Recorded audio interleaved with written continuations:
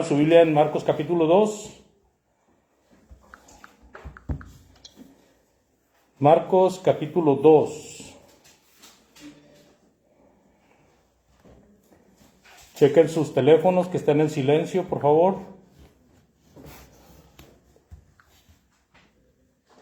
Yo les invito a que vayamos a los versículos donde nos quedamos la semana pasada.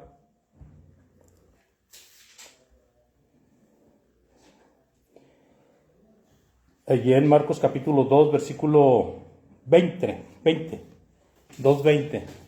Marcos capítulo 2, versículo 20 hasta el 22. ¿Quién guste leerlo?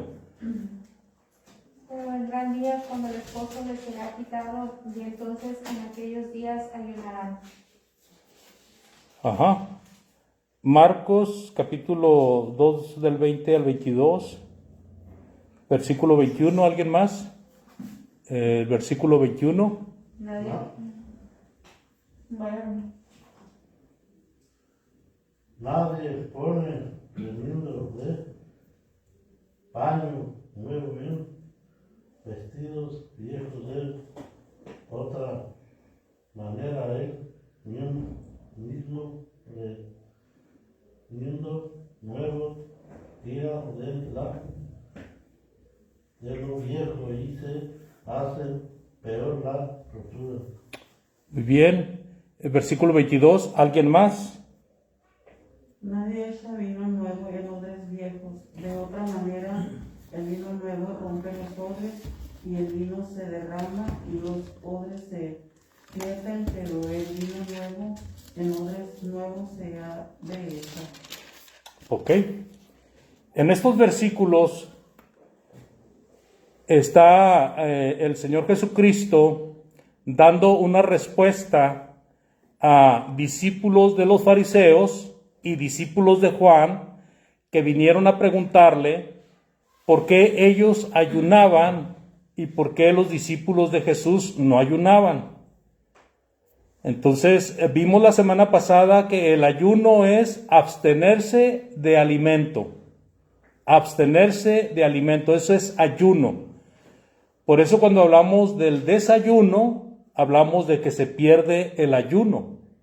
Cuando comemos la primer comida, se pierde el ayuno. Ahora, vimos de que lo que está diciendo Jesús ahí es algo que si el judío tenía la costumbre de ayunar en momentos tristes, en momentos de mucho dolor, en momentos en que quería tener una concentración más fija en Dios, pues este no era el momento, porque el esposo andaba en la tierra listo para las bodas y se pone en la figura de esposo y pone a sus seguidores en figura de esposa o en figura de amigos del esposo.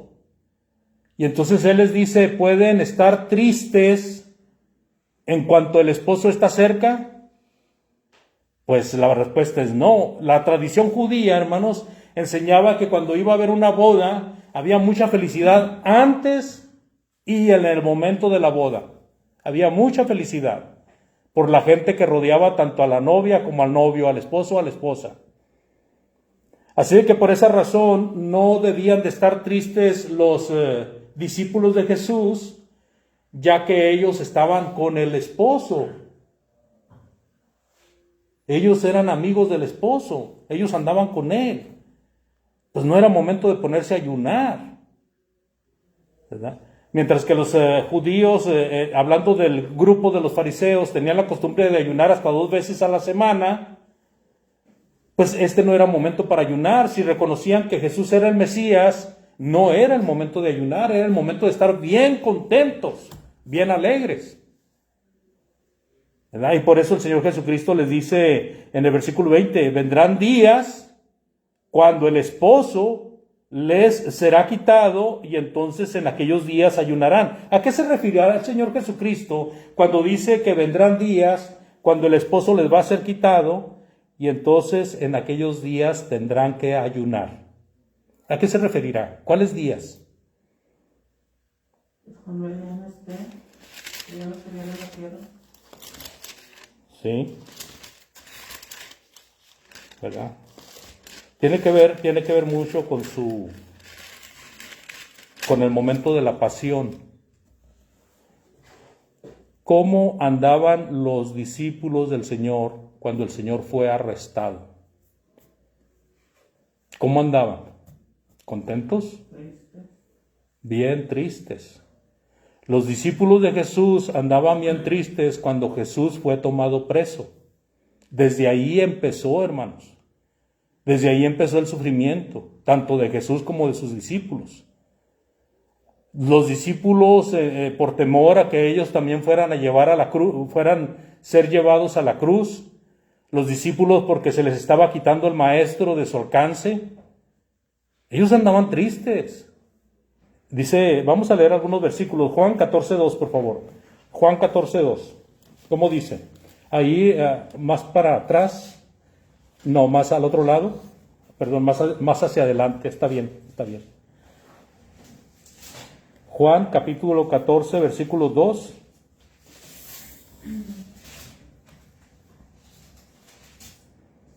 En la casa de mi padre muchas moradas hay. Si así no fuera, yo os lo hubiera dicho. Voy pues a preparar lugar para vosotros. Uh-huh. Aquí en el capítulo 14:2 de Juan, vemos que el Señor empieza a anunciar un cambio drástico en cuanto a la comunión con Él. Mientras que ahorita Él está presente con ellos, vendrá el momento en que Él ya no esté con ellos. Va a ser un cambio drástico. Porque imagínense a este maestro andando con esos hombres por un poco más de 3 años y de repente ya no verlo. Ahí va a ser un cambio drástico. Como dice Juan 14, 19 y 20. Ahí mismo, pero en el versículo 19 y 20. Juan 14, 19 y 20. ¿Cómo dice ahí, por favor? Todavía un poco y el mundo no me verá más, pero vosotros me veréis, porque yo vivo, vosotros también viviréis. En aquel día vosotros conoceréis que yo estoy en mi Padre, y vosotros en mí, y yo en vosotros. ¿Se fija? Un poco de tiempo y todavía me veréis, pero va a llegar un momento en que ya no me veréis. ¿Sí? Es momento de que yo vaya al Padre. Pero ustedes están en mí y yo y mi Padre estamos con ustedes. El Señor ahí está anunciando de que Él tiene que partir, que tiene que irse. Yo veo aquí en estos pasajes que estamos viendo la gran responsabilidad de una persona que sabe la angustia y el dolor que va a causar su partida. Veo un gran interés del Señor Jesucristo de hacer las cosas correctas. Imagínense cuando nosotros nos ausentamos de un lugar donde hemos estado mucho tiempo y que no somos capaces de avisar que nos vamos a ausentar. Simplemente en un trabajo, cuando estamos en un trabajo duramos 6 meses, 1 año, 2 años, 3 años y de repente ya no vamos. Y toda la convivencia y toda esa fraternidad y esas amistades que se hicieron en el trayecto de ese tiempo que estuvimos trabajando ahí, ¿no cuenta? Claro que sí. Entonces, ¿qué hacemos nosotros? Con tiempo anunciamos que va a llegar un momento en que ya no vamos a estar ahí. No sé si me explique, o sea, es una irresponsabilidad estar conviviendo con varias personas por un buen tiempo y luego después decirles nada y simplemente desaparecer. ¿Sí me explico? Bueno, yo veo que hay una gran responsabilidad y si esto lo entendemos en el mundo secular, en el mundo del trabajo o en la escuela cuando estamos 2, 3 años conviviendo con los mismos compañeros de escuela y luego qué pasa con los que se van graduando, se les hace una gran despedida, ¿sí o no?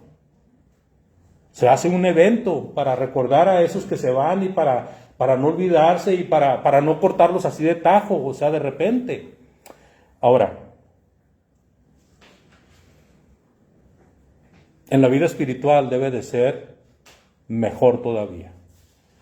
Es triste cuando estamos aquí reuniéndonos por varios tiempos, estamos viéndonos 2, 3 veces a la semana y de repente ya no vemos. Y la hermanita y el hermanito, pues quién sabe para dónde se fueron. Dejamos de vernos, buscamos, nos informamos y no hay rastro. ¿Quién sabe para dónde se fue y por qué se fue? No sabemos. Entonces lo que quiero inyectar aquí, hermanos, es que siempre seamos atentos. Y si es cierto que tenemos que ausentarnos, como cuando el hermano Nicolás se va a México, pues está anunciando con tiempo de que ya se va a ir a México, ¿verdad? Y que va a durar un tiempo allá y que va a regresar. ¿Sí me explico? Eso es lo correcto, hermanos. Porque de otra manera queremos decir que no nos importa todo el tiempo que convivimos con esas personas, con esos hermanos. Y lo mismo pasa en la familia. Cuando un miembro de la familia se va sin avisar, imagínense, se desaparece, deja un gran dolor, deja un gran sufrimiento, porque no se sabe por qué. O muchas veces los padres echan la culpa, pues fue por mi culpa, pero no fue culpa de ellos. Y viven todo el tiempo lamentándose la pérdida de un ser querido que no saben para dónde se fue.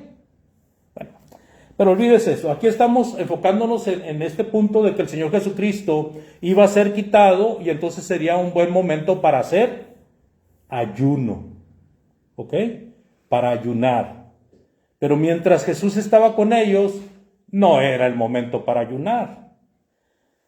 Juan 16:7, por favor. Juan 16:7, ahí adelantito de donde estamos. ¿Cómo dice? Juan 16, versículo 7. Pero yo os digo la verdad, os conviene que yo me vaya, porque si no me fuera el Consolador, no vendría a vosotros más, y me fuera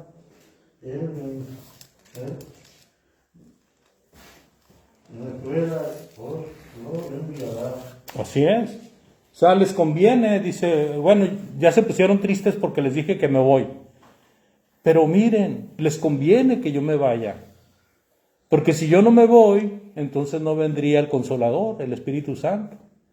¿Verdad? Y entonces se detendría el plan, se detendría la marcha del camino, todo lo que se preparó para que la iglesia fuera edificada, para que la iglesia llegara al pleno entendimiento de lo que es Jesucristo, para que la escritura se terminara de escribir, para que los dones cumplieran con su cometido y todas estas cosas, hermanos, que son afines al Nuevo Testamento. Entonces, les conviene que yo me vaya. Ok, pero bueno. Regresando a Marcos capítulo 2, versículo 21. Ahora el Señor va a poner dos ejemplos para responder a la pregunta de por qué los discípulos de él en ese momento no estaban ayunando. ¿Por qué los discípulos de Jesús no estaban ayunando en ese momento? Porque ahí estaba el esposo. Y luego dice el versículo 21, Marcos 2:21, dice, nadie pone un remiendo. Se me hace que andas muy atrás. Andas muy atrás, Nabul.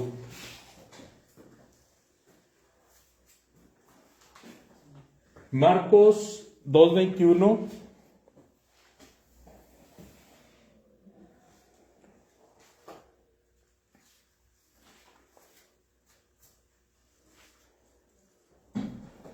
Dice la palabra de Dios ahí. ¿Quieres leer? ¿Puedes ayudarnos con la lectura en el versículo 21? Por favor. ¿Quieres o si quieres hacerlo? No estás obligado. Está bien, no hay problema, no te preocupes. Releyendo ahí el versículo 21 dice, nadie pone remiendo de paño nuevo en vestido viejo. De otra manera, el mismo remiendo nuevo tira de lo viejo y se hace peor la rotura. O sea, no pueden estar ayunando mientras yo estoy aquí. Porque si ellos ayunaran, es como si se pusiera un remiendo de un paño nuevo en un trapo viejo. ¿Entienden la figura? ¿Qué es remiendo? ¿Perdón? ¿Qué es? Remiendo es no, remiendo, sí. Remiendo es el trapo y la acción. es poner, por ejemplo, si tú tienes un pantalón que tiene hoyos, que tiene agujeros, y quieres tapar esos agujeros, tú agarras un pedazo de tela para tapar esos agujeros, eso se llama remiendo. ¿Ok? Eso se le llama remiendo. Ya ves que ahora se usa mucho de que traigan rotos los pantalones, pero también se usa de que otros traen como otros pedazos de trapo en los pantalones, ¿verdad? Por ejemplo, un pantalón de mezclilla se acostumbra ahora de que traen un parche ahí de cuadritos o otra cosa que no tiene nada que ver con la mezclilla, pero que se ve como la moda. Sí, sí me explico. Hermano Vicente, ahí viene el hermano Vicente, ahí le tocó. El hermano Vicente. El hermano Vicente jugaba las canicas. ¿Jugaba las canicas, hermano? Entonces, cuando uno jugaba a las canicas son las, ¿cómo se llaman en inglés? ¿Las canicas? ¿Ah? Marbles. Las canicas son esas bolitas con que jugaba uno cuando era pequeño y se arrastraba y siempre andaba con las rodillas desgastadas o rotas, y entonces era un regaño en la casa y le decían a uno, ¿jugaste las canicas? Decía uno, no, y traía todos los nudillos bien hinchados de tanto recargarlos en la tierra y traía las rodillas, ¿verdad? Los pantalones desgastados. ¿Qué tenía que hacer la pobre jefa? Ponerse y poner un parche por dentro para que no se notara tan feo, porque si lo ponía por fuera pues iba a ver muy mal. Metía un pedazo de trapo por dentro y lo parchaba. ¿Estás bien, mija? ¿Sí? ¿Se te bajó el azúcar o no?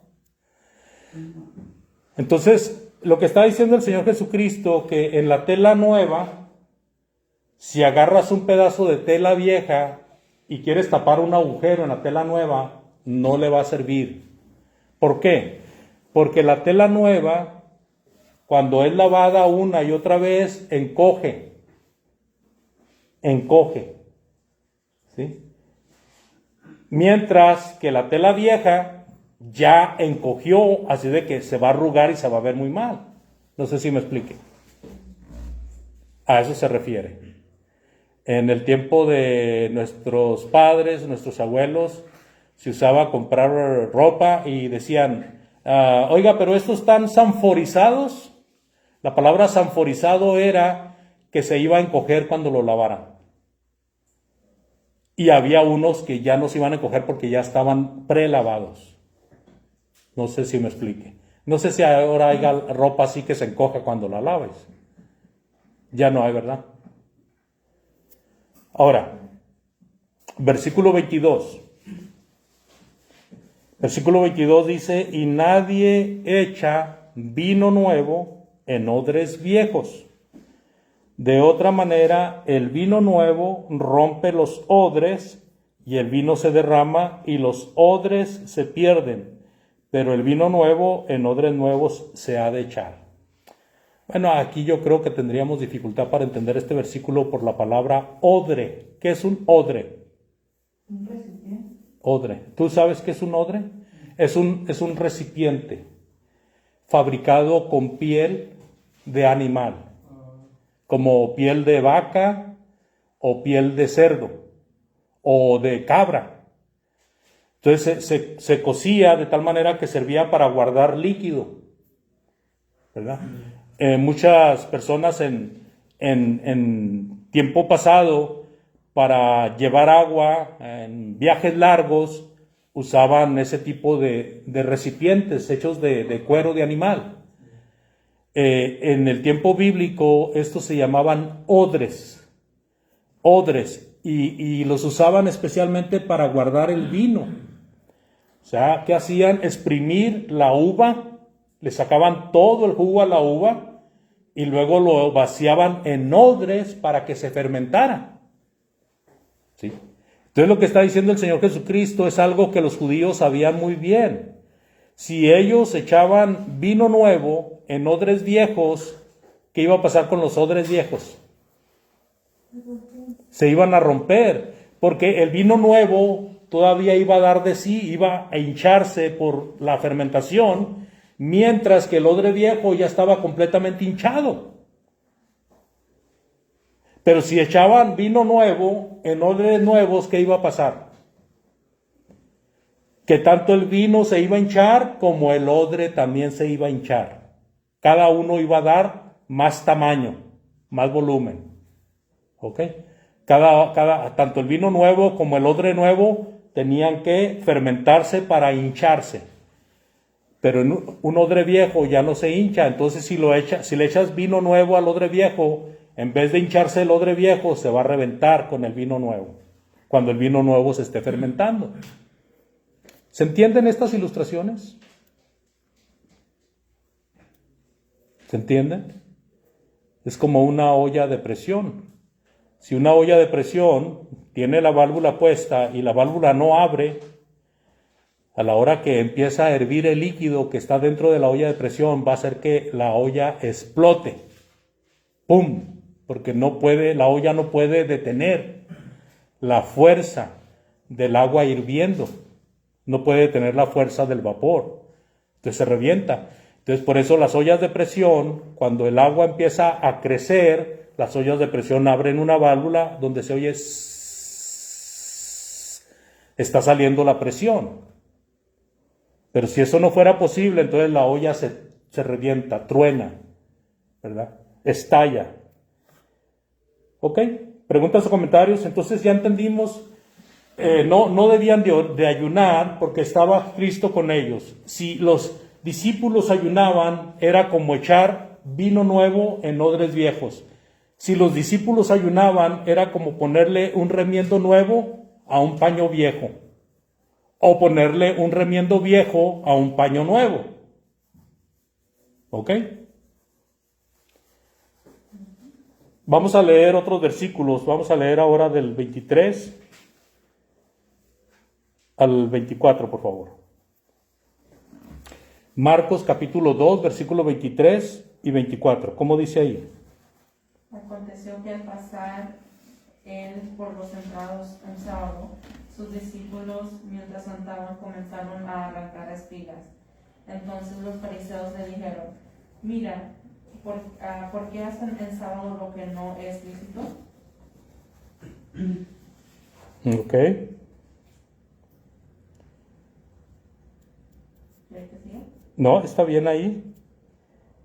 Quiero decirles que en estos versículos, desde el versículo 23 hasta el capítulo que sigue, que es el capítulo 3, versículo 6, o sea, desde el 2.23 hasta el 3.6, va a empezar una batalla de Jesucristo con los fariseos por el día de reposo. Una batalla de Jesucristo con los fariseos por el día de reposo. Los fariseos peleando de que no se debe de trabajar en el día de reposo, y ellos en su mente tienen que cualquier actividad que una persona haga es trabajo. Ellos tienen eso en mente y lo están viendo en toda la gente. ¿Qué estás haciendo ahí? ¿Estás tratando de juntar esa comida que se te cayó? No la juntes, porque eso es violar el día de sábado, el día de reposo, el sabbat. No lo juntes, ahí déjalo. Entonces va a empezar una lucha muy grande para que haya un verdadero entendimiento de lo que es la ley del sábado, que tristemente los fariseos habían adulterado con sus tradiciones, y tradiciones que eran muy prestos, eran muy rápidos para aplicárselas a los demás, pero no se las aplicaban a ellos mismos. Por eso Jesús les dijo en una ocasión: ¿quién de ustedes, si se le pierde una oveja en sábado, no va y la busca? Hablándole a esos que criticaban a otros porque hacían algo en el sábado. Entonces es muy interesante esta porción que continúa, porque nos va a permitir a nosotros darle una repasada a lo que es la ley del sábado.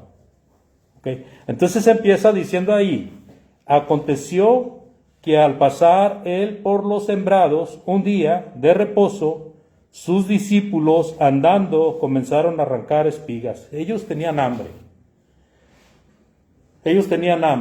Vieron ahí un campo con sembradío, posiblemente era trigo, arroz, no sabemos. Entonces ellos empezaban a arrancar las espigas y a sacarle el grano y a comer del grano de ahí. Entonces dice el versículo que sigue: entonces los fariseos le dijeron, bueno, ¿qué? Los discípulos empiezan a arrancar espigas en día de reposo, y luego dice los fariseos le dijeron, pero ¿qué los fariseos? ¿De dónde salieron? ¿De dónde salieron los fariseos?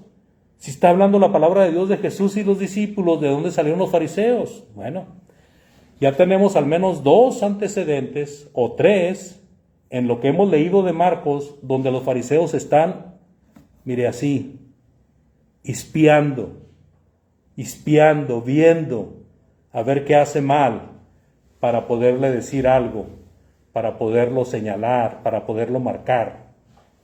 Ellos están espiando todo movimiento de Jesús. Están ellos tirándole inteligencia a Jesús. Entonces dice el versículo 24, entonces los fariseos le dijeron, mira, ¿por qué hacen en el día de reposo lo que no es lícito? O sea, ahí está precisamente lo que ellos tenían en su mente. No era permitido que arrancaran espigas en el día de reposo. Eso es lo que ellos tienen en su mente. Eso es lo que ellos creen.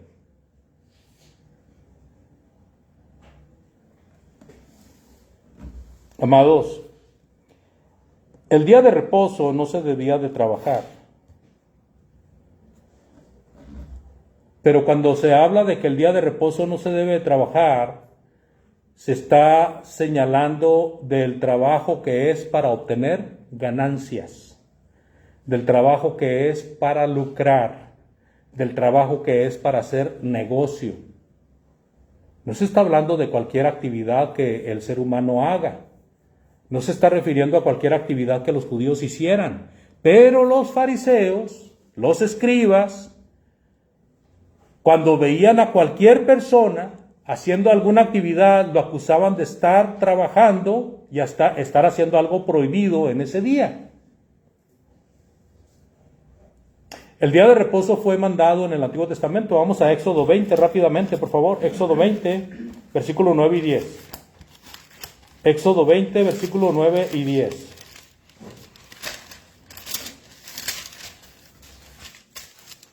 Éxodo 20, versículo 9 y 10. ¿Cómo dice ahí, por favor?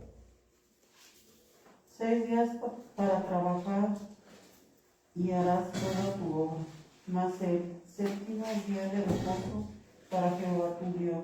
No hagas en él obra alguna, tú, ni tu hijo, ni tu hija, ni tu siervo, ni tu criada, ni tu bestia, ni tu extranjero que está dentro de tus puertas. Ok. ¿Te fijas? El mandamiento era de no trabajar. 6 días tienes para trabajar, el séptimo día no lo uses para trabajar.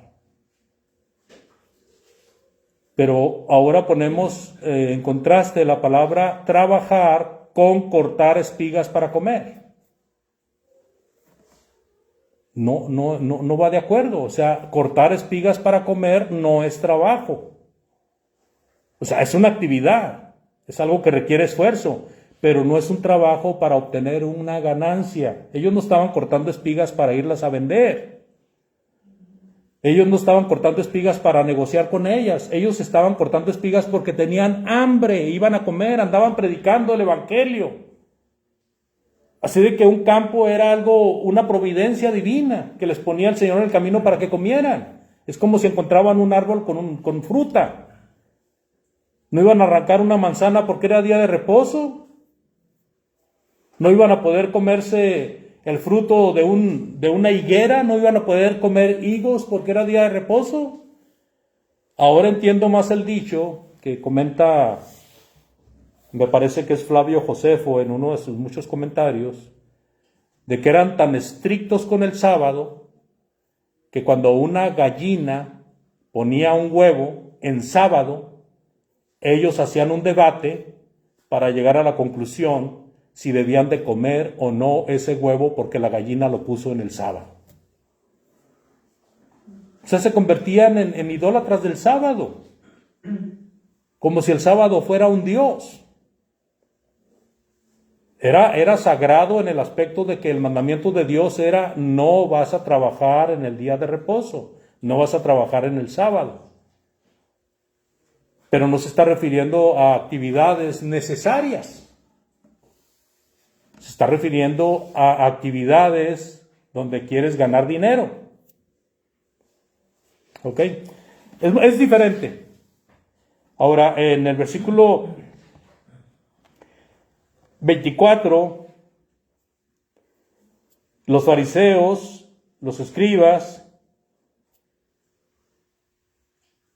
ya habían enviado a Jesús, porque dice el versículo 24, entonces los fariseos le dijeron, recordemos que los fariseos, los escribas ya habían enviado a Jesús, de alguna u otra manera, ataques. Por ejemplo, cuando estaban allá, que el Señor Jesucristo sanó a un endemoniado. Cuando el Señor Jesucristo está en la casa de Leví y que dice que dicen ellos, ¿por qué come con publicanos y pecadores? ¿Sí?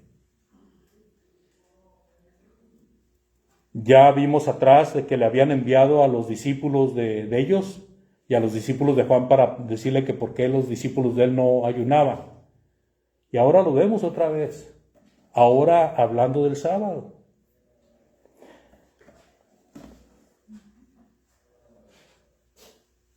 En Marcos 2:25, la respuesta del Señor Jesucristo es clarísima. Les dice el Señor Jesucristo, ¿nunca leíste lo que hizo David cuando tuvo necesidad? Oh, buena ilustración, Señor Jesús. ¿Qué fue lo que hizo David? Bueno, ¿qué fue lo que hizo David? David sintió hambre. Y también los que estaban con David, ellos andaban huyendo de la presencia de Saúl. Saúl quería matar a David, quería matar a los amigos de David. Así que ellos andaban huyendo y llegaron a la casa ya lo hemos leído ahora que estamos estudiando los Salmos, de que llegaron ante el sacerdote Ahimelech y le dijo David, ¿tienes algo aquí? Algo que me ofrezcas de comer, ¿verdad? Y eso es lo que está recordando Jesús a estos fariseos en este momento. ¿Nunca leíste lo que hizo David cuando tuvo necesidad y sintió hambre? Él y los que con él estaban, entró en la casa de Dios, o sea, en el templo, siendo Abiatar sumo sacerdote. Abiatar era el sumo sacerdote, pero el sacerdote que atendió a David era Abimelech. Dice, y comió los panes de la proposición, de los cuales no es lícito comer, sino a los sacerdotes, y aún dio a los que con él estaban. Había unos panes que se ponían en una mesa, hermanos, llamada la mesa de la proposición, mandada por el Señor Dios para que estuviera dentro del templo. Y en esa mesa se ofrecían unos panes. Esos panes podían ser comidos, pero solamente por los sacerdotes. Entonces Abimelech le dice a David, sí tenemos aquí unos panes que nos quedaron, pero pues son para los sacerdotes. Mira, si tus hombres se han guardado de mujer, pueden comerlos. O sea, en otras palabras, era como una ley de pureza, que se hubieran guardado de mujer. Entonces dice David, pues si andamos huyendo, ¿qué mujer? Al contrario. Las hemos extrañado, he extrañado a mi esposa. Bueno, pudiera haber dicho eso, pero la situación es que Abimelech no le dijo, no los puedes comer porque no eres sacerdote. ¿Por qué Abimelech permitió que David y sus hombres se alimentaran de los panes de la proposición en el día de reposo? Perdón, en ese día que David llegó a pedirle que si tenía algo para comer. ¿Por qué el sacerdote le ofreció esos panes? Porque había una necesidad, hermanos. Porque había una necesidad. Muchas veces, fíjese bien, muchas veces la necesidad está arriba de la ley. Fíjese bien. Muchas veces la necesidad está arriba, está por encima de la ley. Porque el mandamiento era que solamente los sacerdotes podían comer esos panes. ¿Ok? Pero David y sus hombres estaban hambrientos. Y los panes ya no se los iba a comer nadie. Habían sobrado. Entonces por eso los judíos, los fariseos, tenían bien presente ese caso de David. Y por eso el Señor Jesucristo les pone este caso a ellos y les dice, ¿no se acuerdan ustedes lo que hizo el sacerdote cuando, como dice aquí, cuando Abiatar era sumo sacerdote? Y que David llegó y sus hombres, ¿qué hizo con los panes de la proposición? Y ellos, indudablemente, los fariseos iban a decir, sí nos acordamos, pues nosotros leemos las Escrituras, nosotros conocemos las Escrituras, claro que sabemos a qué te refieres. ¿Sí? Entonces, lo que quería poner en relieve allí el Señor Jesucristo era simple y sencillamente de que ¿qué era mayor? ¿La ley de guardar el sábado o la necesidad que tenían sus discípulos de alimentarse? ¿Qué era mayor? ¿Qué era mayor, amigo? La necesidad. Y es donde entra la ley de nuestro Señor que dice, misericordia quiero y no sacrificio. El Señor mandó que le ofrecieran sacrificios. Pero el Señor le aplicó este dicho a Saúl por medio de Samuel. Le dijo, misericordia quiero y no sacrificio. Porque Saúl había perdonado la vida de animales cuando el Señor le había dicho que los matara a todos. Y entonces el Señor le dice, es mejor obedecer a Dios que los sacrificios. Entonces muchas veces la misericordia está por encima de la ley, hermanos. Y le voy a poner otro ejemplo. ¿Qué hizo Rahab con los espías que envió Josué a la tierra de Jericó? ¿Qué hizo Rahab? Los ayudó y tocaron a su casa. Los soldados que andaban buscando a los judíos que ella protegió y tocaron a su casa. ¿Y qué le preguntaron? ¿Qué cree que le preguntaron a Rahab los soldados? Oye, ¿has visto a los judíos que andamos buscando? ¿Están en tu casa? ¿Y qué fue lo que dijo ella? Dijo, sí, aquí están, ahí los tengo bien escondidos. No, ella dijo, no los he visto. ¿Qué hizo ella? Cuando sí los había visto y dice que no los ha visto, ¿qué hizo ella? Mintió. Mintió, hermanos. Mintió.